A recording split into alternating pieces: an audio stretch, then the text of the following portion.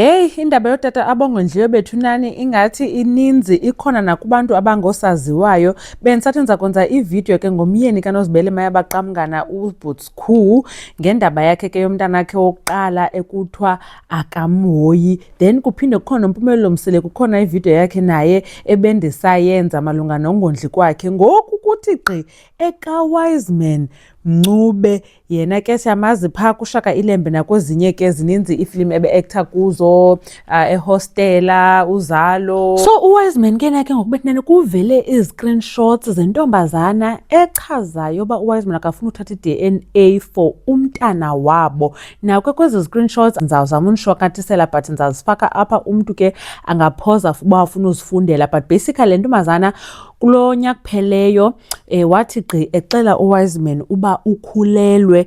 Wathi uWiseman ke nakuba hayibo ke ngoku mna ndingenaphi, yathi intombazana hayibo uthetha uthi ndikhuleliswe nguwe. Waphendula uWiseman esithi yena unomntwana. Then intombazana kwathi cwaka ke abathetha, wathi gqi ke intombazana sesithi kulo nyaka ngo-August uba ubelekile umntana. Wabulisa wathi sawubona sekuphele iinyanga ezintathu futhi isisu ngasigcina, ngekhe ngazi ukuthi bese ucabanga ukwenze njani. Akaphendula, waphinda wathi sawubona ngitetile nge-26 of August ingane umfana.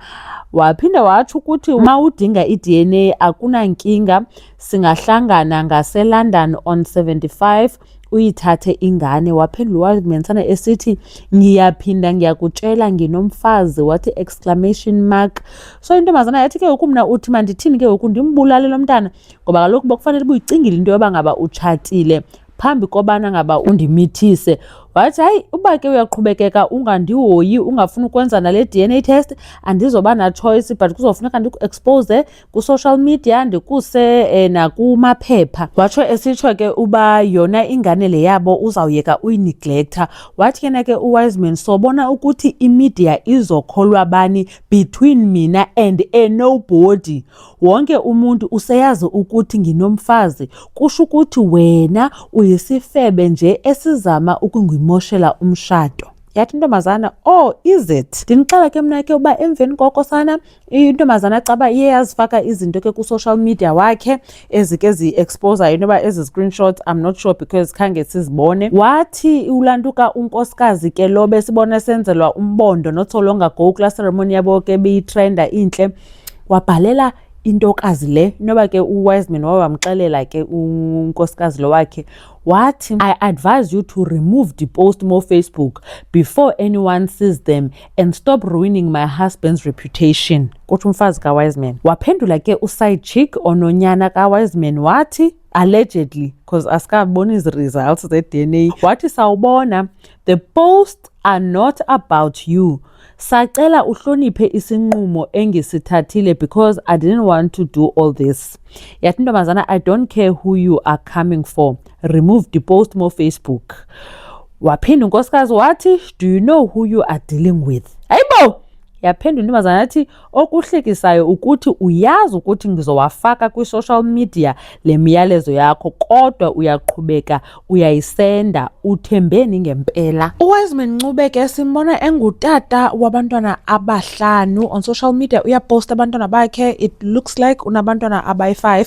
Wayetshatile ke ngaphambili ngo-2017, wasweleka ke unkosikazi wakhe, wasweleka ngo-2017. And then ke ngoku ku-social media unazo iiposti zakhe ke ethetha ngoba ngutata oqotho. Kwenye nantsi ke ufote nonyana wakhe wabhala it is a wise father that knows his own child.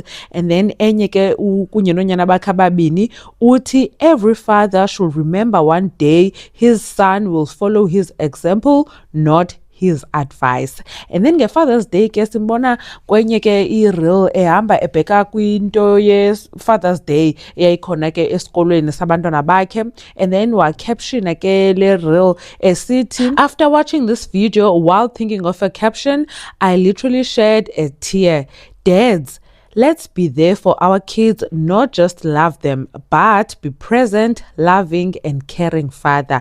Happy Father's Day to all the fathers. Utsho ke. Now into enzekayo ke ngoku abantu ke baye ba-reacta ngokuthi ke benengxaki nontombazana lo uzileyo uzichazayo uba umithiswe ngu-Wiseman lo, bathi bokutheni yena azange azikhuseli because i-contraception i-free. And then abanye ke bathi u-Wiseman nguye umntu otshatileyo, bezazi uba utshatile, so nje bebhizi nesithi unomfazi ebengayicingi loo nto leyo ubunomfazi ngokuya ebemithisa. Abanye ke ba-concerned for unkosikazi lo ke phofu ubonakala ke emthethelela umyeni wakhe ngoba uthe gqise sithi makacime ipost. Ndiyabona kumama umntana kaloku unobude waposta after ebethe Wiseman okay angam-exposer, so ngoku baye bazibona ke ipost wathi makazicime. Asiva nto mhlambi esithi mabenze le DNA mhlambi to prove ke, because the first thing I will do now because obviously umxelele uWiseman unkosikazi wakhe uba kwinto enje, hence ekwazile uyodm laa ntombazana. Like bendizamxelela umntu makakwenziwe le DNA sibone uba ngumntana akho nyhani na, emveni koba ndimbuzile uba wena ibulele nayo le ntombazana nyhani khange nisebenzise i-protection. Yo guys, because kaloku umntu obemithe last year ngoDisemba, it means uWiseman cheated on uNokubonga because kudala bekunye. Asiyazi uba izawuhamba iphele phi because uWiseman kunye nenkosikazi wakhe akukabikho nto bakhe bayithetha. Besisandobona ke kusenziwa into edibene nabo yomtshato, kusenziwa umbondo, bebahle ke batrenda, kanti behind the scenes kukhona namasana akhoyo. Yo bethunani, hayi sana siphuma kuka-DJ Zinhle naye ebesisothuka ku-social media kusithwa umyeni wakhe uMurder Bongs uyatshita, kwafakwa izi-screenshots. And then ngoku nanku noWiseman kuthiwa amakhosikazi into ezabanceda kukuba basebenzise iPrEP, because abayeni abonqeni uthi go out there benze ke abantwana okanye ke balale nabantu bengakhange bazikhusela. So to keep themselves safe ngebelinganisa unomtiritiri wasixelela kwizingane zesithembu uba yena utya amaphilisi ngoku for uzikhusela because umpumelelo akafuni usebenzisa intoni, ikhondom. Sayibona ke bethunani uba izawuhambe ithini nalo baby mama ke asikamboni ngoba kuvele nje izi-screenshots ezi, asilazi igama lakhe, but ke I'm sure soon enough sizawude simfumane naku-social media. Then ke naxa ekhona into aye wayifaka mhlawumbi uWiseman to respond xa semhlawumbi naye ebona uba heyi le nto mhlawumbi iyatrenda, then ke ndawuske ndenze enye ivideo to update you guys. But then khanitsho bethunani nina uba nicinga ntoni ngayo yonke le nto ngale alleged cheating wade wamithisa uWiseman Ncube? Ibi-right or irongo i-side chick ngothi idimande uba ayenze i-DNA and take care of umntanakhe, okanye uWiseman nibona njani ezi responses zakhe uba akho mntu uzawubhiliva unobody? Yho hayi ke ndiveske ndathuka xa ndimva esitsho leyo, ndathi tshini usile kodwa uWiseman uba nguye nyhani lowa, because kuyakwazi ukuthi hey, ayi bethunani, ndandibona kwividiyo elandelayo. Bye.